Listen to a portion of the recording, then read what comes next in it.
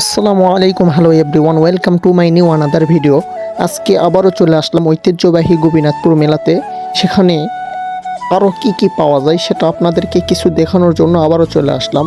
আমরা চলে আসছি কাঠপট্টিতে।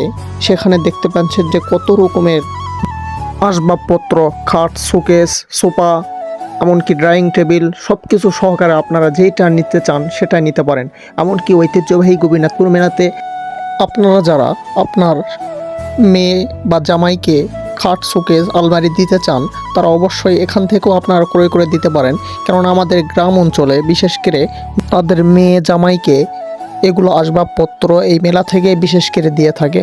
যাই হোক, আপনারা যারা আপনার মেয়ে বা জামাইকে আসবাবপত্র, চেয়ার টেবিল বা সোফা বা বাক্স, আপনি যেটাই বলেন না কেন, আপনারা যেটা দিতে চান আপনারা এই চলে আসেন ঐতিহ্যবাহী গোপীনাথপুর মেলাতে। এখান থেকে আপনারা ক্রয় করে দিতে পারেন। এখানে বিভিন্ন রকমের ডিজাইন সহকারে সকল প্রকারের জিনিস এখানে পাওয়া যায়। আপনি পার্টেক্সের নেবেন না কাঠের নেবেন, সব কিছু এখানে পাওয়া যায়।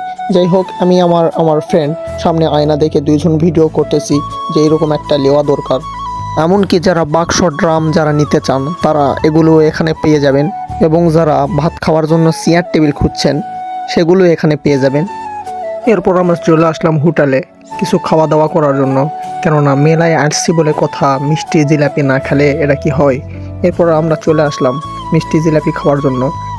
এরপরে রাফিউল বলতেছে আমি একটু ভাইরাল হতে চাই, তাই তাকে একটু ভাইরাল করে দিলাম। প্রিয় বন্ধুরা, আজকের ভিডিওটি এই পর্যন্তই। দেখা হবে নেক্সট ভিডিওতে। সে পর্যন্ত সকলেই ভালো থাকেন, সুস্থ থাকেন। আল্লাহ হাফেজ, আসসালামু আলাইকুম।